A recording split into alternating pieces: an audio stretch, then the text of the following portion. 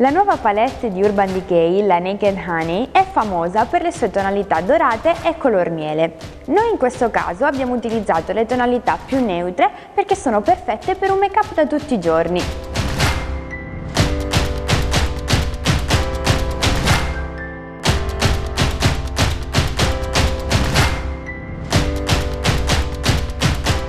Per evidenziare l'effetto metallizzato vi consiglio di inumidire un pennello piatto con uno spray fissante. Vedrete che l'effetto risulterà molto più intenso.